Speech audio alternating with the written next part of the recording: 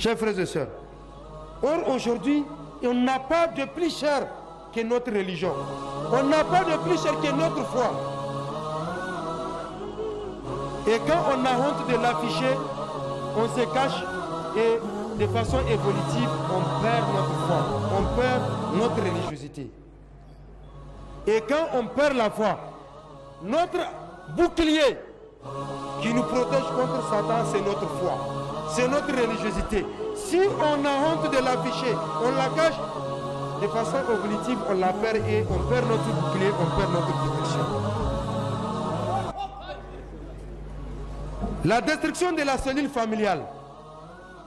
Aujourd'hui, notre cellule familiale est détruite. Le noyau de la société, c'est la cellule familiale. Et qu'est-ce qui détruit les mariages fantaisistes? Parfois, on se marie juste pour la mode.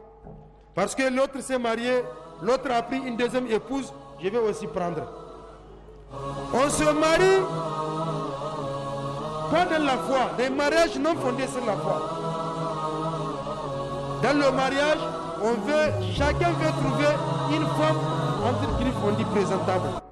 Il veut dire non, c'est la femme du directeur. C'est la femme de monsieur le juge. On veut des mariages non fondés sur la religion. Et on pense que le mariage, non, c'est juste un contrat social, comme disent les juristes. Et on se limite juste au folklore et à la superficie. Alors que le mariage est un acte religieux. C'est un acte cultuel enseigné par la religion. Du début à la fin. C'est un acte cultuel. L'islam n'a pas laissé, comme l'a dit Cheikh Hussein Hassan dans son livre, Al-Usra, la famille comme pierre angulaire dans la construction sociale. Il dit l'islam n'a pas laissé le mariage, l'éthique familiale aux êtres humains de gérer de façon arbitraire. Il n'a pas laissé à l'arbitraire, non, l'islam a tracé les voies à suivre du début jusqu'à la fin. Il suffit de l'apprendre. Mais aujourd'hui, quand on se marie, on pense que c'est juste un contrat social. On ne voit pas que c'est un acte cultuel. Et quand on parle d'acte cultuel, il faut l'apprendre. Aussi, il y a les tentatives occidentales d'affaiblissement de l'autorité conjugale. Ça, nous le savons. Les Occidentaux sont toujours derrière nous à édicter des textes qui affaiblissent l'autorité conjugale.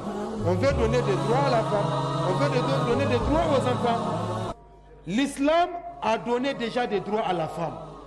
L'islam a anobli la femme, pendant que les civilisations humaines, autres que celles de l'islam,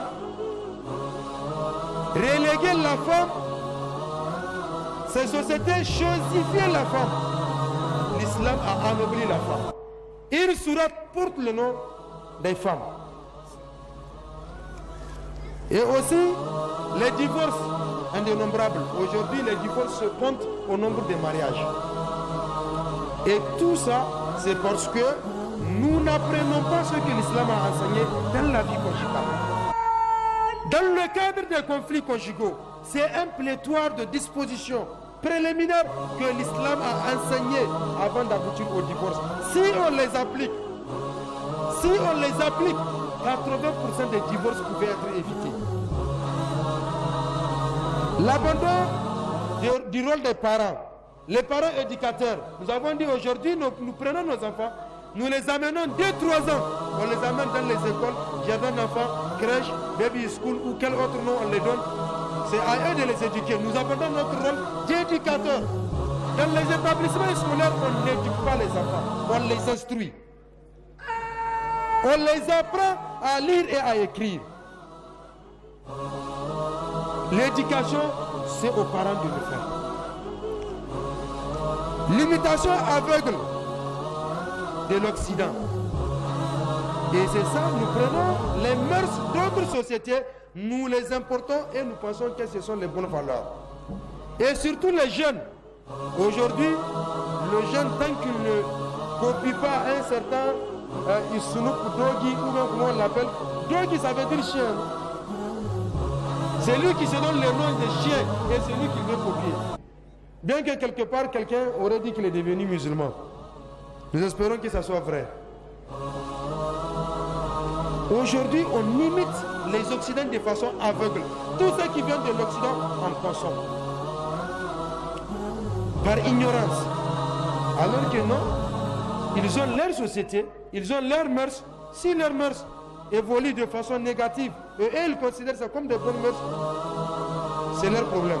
Mais ce n'est pas à nous aussi d'importer ces mœurs. La mauvaise compagnie, à ce niveau, il faut savoir que l'être humain, c'est vrai, parfois on entend les gens dire, bon, ce n'est pas là, un ami ne te change pas. Hein.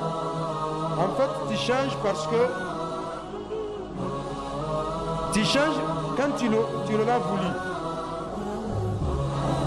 Donc, alors que la mauvaise compagnie change l'être humain. Et les jeunes, parfois nos enfants, quand nous amenons dans les établissements, il faut contrôler parfois avec qui ils sont. Qui sont leurs amis. Aujourd'hui, vous allez éduquer votre enfant, vous l'envoyez surtout les personnes qui sont aisées. Dès qu'il a un salaire un peu consistant, non, lui, son enfant ne fera pas un établissement public.